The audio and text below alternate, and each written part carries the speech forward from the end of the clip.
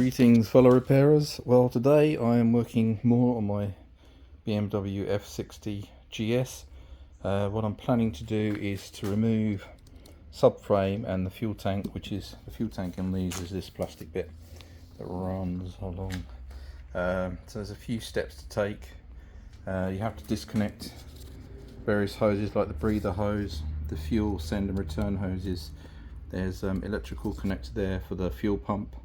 And then up here you have to remove the indicators and unplug them, and the rear brake light wiring. So there's two indicators, and then of course probably break these cable ties in order to free up. In fact, I don't think you need to take those off, sorry I'm lying, but you do need to take off the plastic bit so that you've got access to various bits. I'm not sure how to move the engine control unit. On the instructions I've got, it says there's a rubber strap, but on this one it's got a cage, so I just need to make sure it's not connected to anything. But the wiring connector comes down for the indicators and the rear brake light down to here, and there's some other connectors, which are, there's another connector here. There's like a blank connector here that's not plugged into anything. I don't know what that is. So there you go. On the actual subframe there's only like 2 bolts per side, one there at the bottom where the foot peg, the rear footrest is. There's that one there, and then if we look on the other side, same again, one there at the top and then one at the bottom. And then the other thing that's under here, which I don't know how easy it is to see, is this roller thingy that you have to unbolt, because that's connected onto the rear splash guard that runs up there. So I'm just going to work on taking these parts off, and let's see how we get on. So the indicator is T30 from what I can see, or the indicator connector bolt. Right.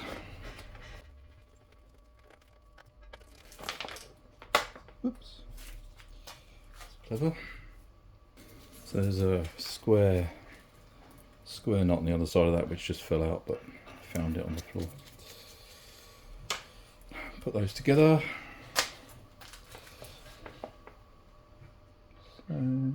Looks like you've got to actually take off, so this is a little posi screw, take that off to get the wiring to pull through so that this can be removed.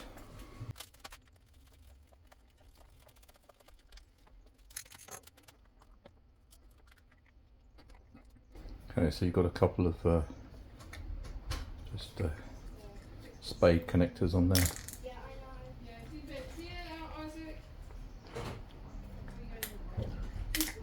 Pull off, and a broken bit of lens. And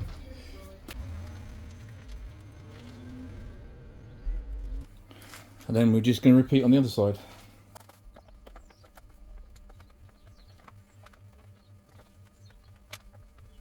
So once that's done, you should be able to get this plastic piece off. Being gentle with the wiring so we don't damage it. There you go, another piece of trim removed. So I think we need to disconnect the rear lamp as well. So that's at the back there.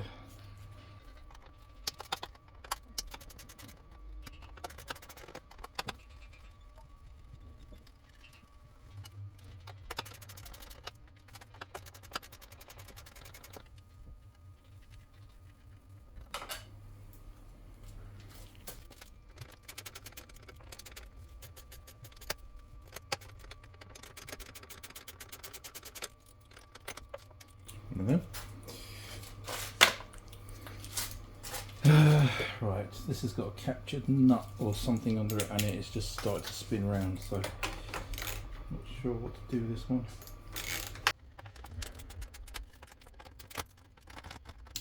I'm just going to start freeing up the wiring so I can get to, I think to pull this out you need to free up the wiring by removing cable ties.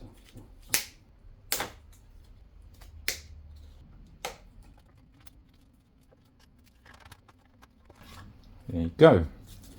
Let's try and get to the back of the lamp to unplug the wiring connectors, which are hidden. I don't know if it's easy to see, but they're hidden in here. So far everything on this bike's been relatively difficult to take apart. Okay, so there's some bolts on the back of here. Can we see them? Bolts, yeah.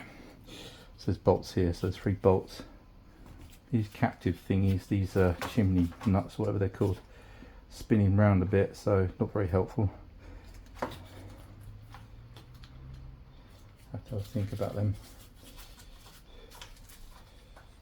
Yeah, that one's spun round, so that's still stuck on that one. Right, nuts and bolts. These are usually 10mm, and I think we're on 10mm again. Give them a little bit of a squirt, especially the rusty one. I doubt these are done up very tight.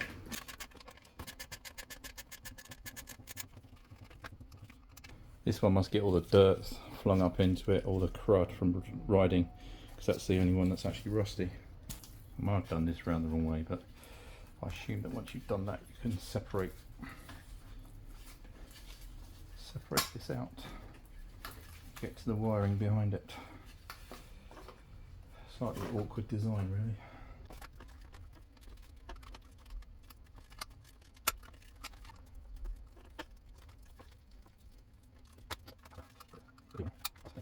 So these are another spade connectors. So we've got a neutral, and then a light and a stop.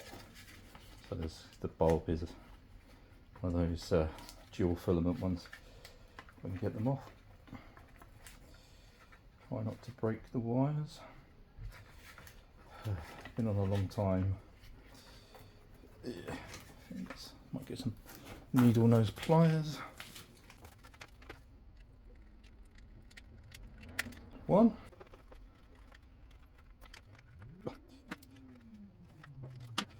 I'll try and prise up this insulation so I can get better access. Catch a metal bit which I want to take off. That's better. Oh, that works better. There you go. Prise off the rubber boot that's insulating it. Gives you access. They just slide up and over. I reckon if that got damaged, you just put some heat shrink back on. Would do the job just as well. Just like I said, it's been on here a long time, so nothing wants to come off. Hallelujah! One rear light. And keeping with my principle, everything to do with this is going in a separate box. So withdraw the wiring. You've got this like little splash guard thing at the back on Mudguard. That's off now. Got to keep an eye on these. These are like the bushes in there. This one stayed in, but the other bushes came out with the light. So I've just got to make sure I don't lose these bits. And what I'm going to do with all the rusty bits that are going back on, I'm going to buy some rust remover dip. This sort of non-toxic stuff, and it's all just going to go and sit in there. And do like 24 hours just to get all the surface rust off and clean them up, and then they'll get a spray of light grease and then they'll go back on. But at the moment I'm just focusing in on taking everything apart, then I'm cleaning. And part of the reason why I want this subframe off is because it's pretty rusty, and I reckon in order to paint it you need it off, and the fuel tank as well I want to clean underneath. And then I'm also thinking if the fuel tank's off, I'll have access to look at the rear suspension better. It just gives you more access to clean the swing arm, give that a tidy up. You know, I'm not sure how far I want to go with the swing arm to take off, but at this point in time I'm just really focusing on getting the subframe off, and then I'm going to sand it down, spray it up with some nice heavy duty sort of black paint of some description, and get it repaired so that it's cosmetically ready to go back on, and just clean and tidy and stops it corroding any further.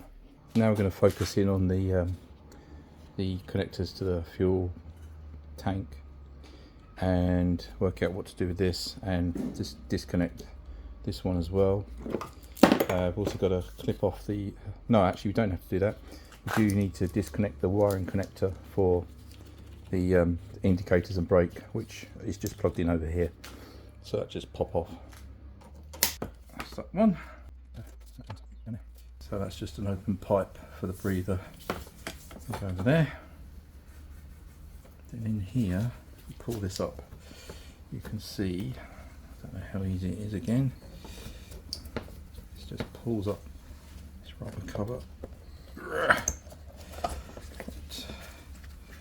I'm assuming that can be seen. So there's two wiring connectors in here, so they're just nice easy clip plugs, so they come off. There's a white one at the top and a black one at the bottom. There you go. And they just pop out through this big hole, suitably so. That's that. And then we've got these two actual fuel hose lines. One of them's got a Jubilee clip type thing on it, and one of them's got like a single-use clip. So I think to get those off, you put a screwdriver in and turn it, which I'm going to try and do in a minute. This one just needs a flathead screwdriver or a small socket. And also with the fuel lines, you don't want them contaminated, so I'm just going to find hopefully something I can bung these up with that keeps them protected. Maybe unconventional, but that'll do. So once you sort of stretch it out, it loosens the clip. It's loose now, so that other pipe should come off. Again, I'm just going to make sure no fuel comes out. Oh, a bit of fuel on that one. And I'm going to find something to chock in the end of there as well. Stop any more fuel coming out. Try and keep this clean. I know this is not probably the standard way to chock block something up, but it's going to stop it from doing anything naughty.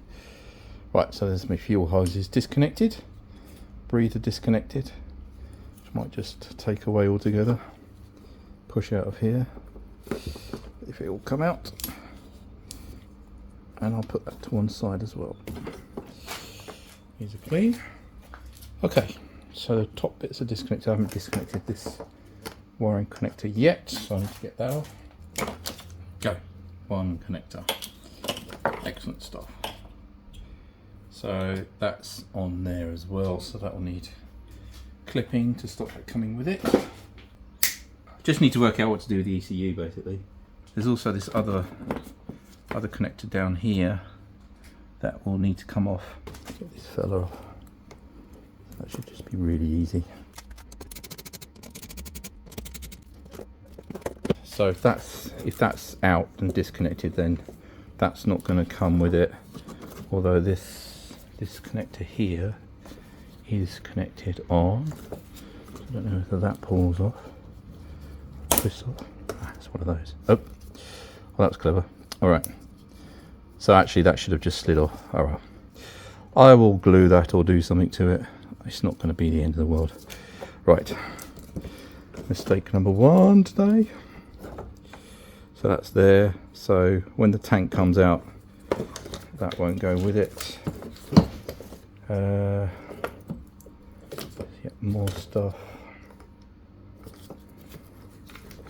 This is over the top, so that's not coming with it. Cool.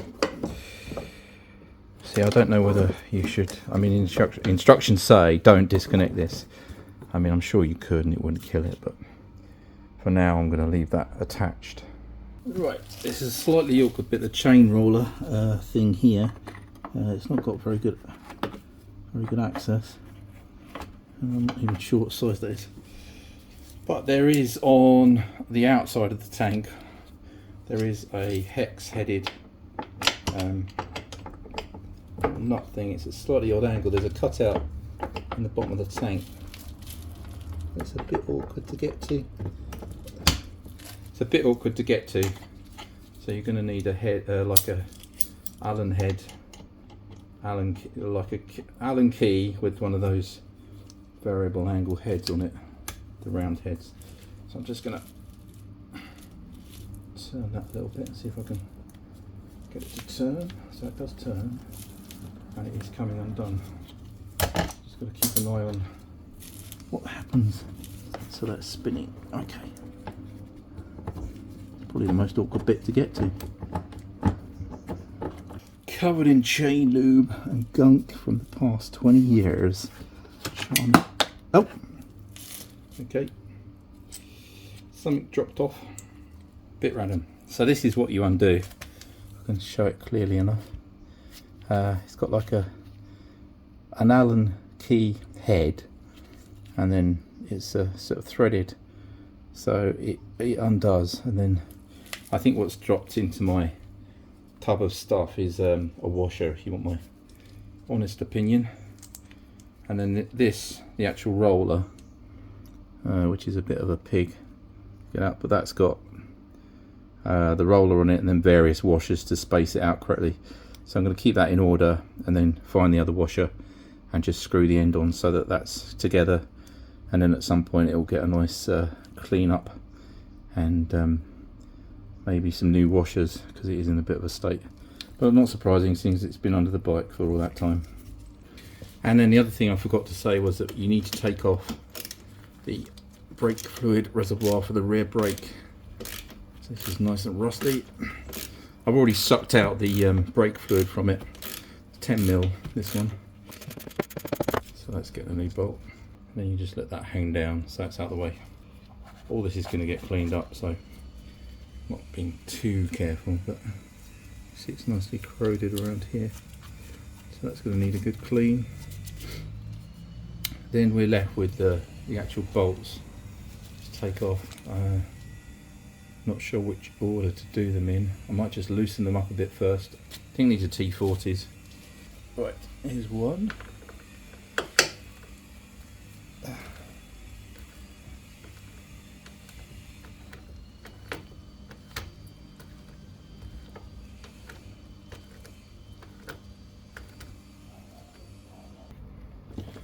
Top one on this side. They look like they've got bolts on the other side, so it's another thing to drop off. Right, I'm not going to fully undo them. Right, I'll take you the bottom ones off first,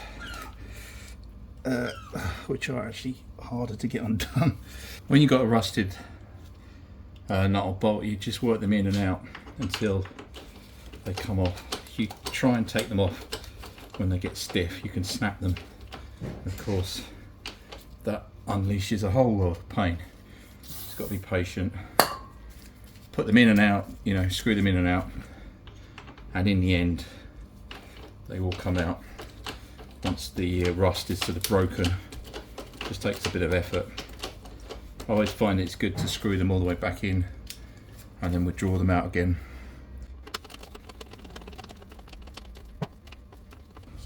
So down here there's a solid brake line, and in the instructions it says don't rest anything onto there. So I've got to be careful when I remove the top bolts that we don't put any weight down onto that solid brake hose, because it could just snap.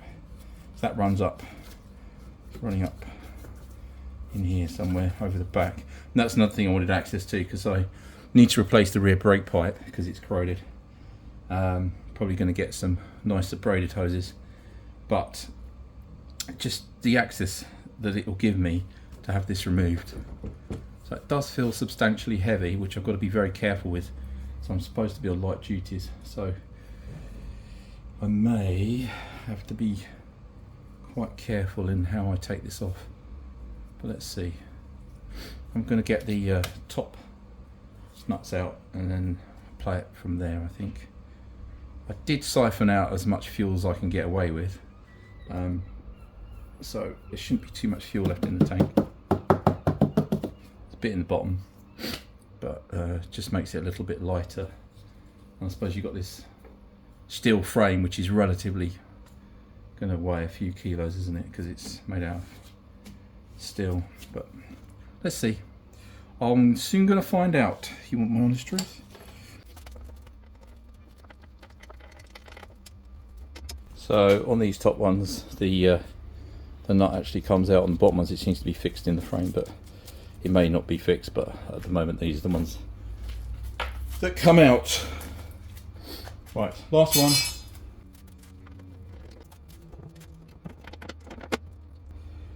It's now released. It does just rest there.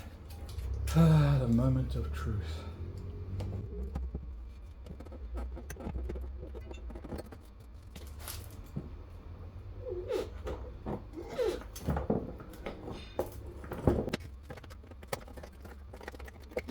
So just lift up this bit of wiring that was snagging.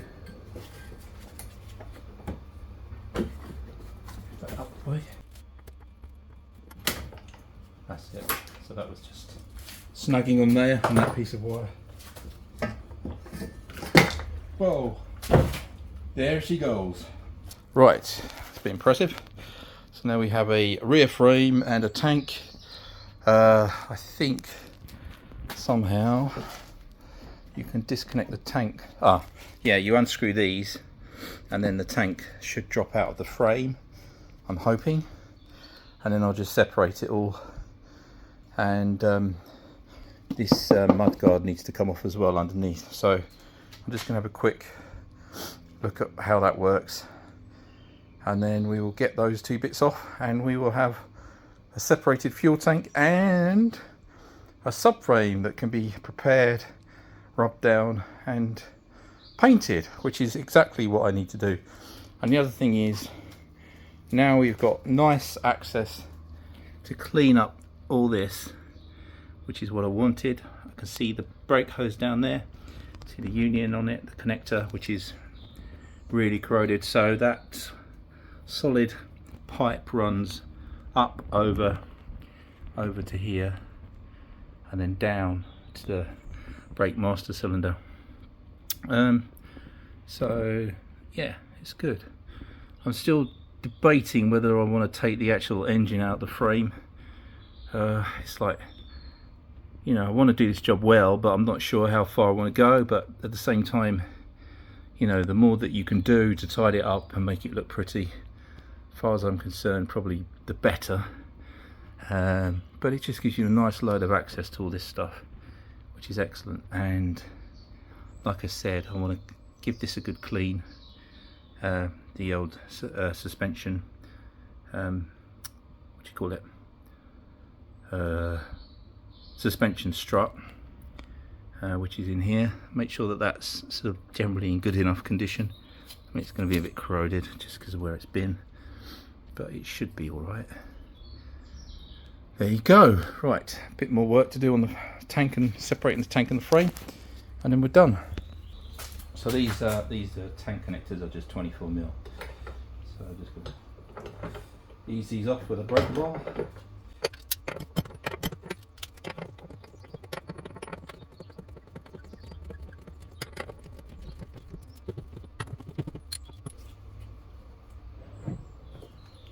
Drop the tank out. Lovely. Brilliant.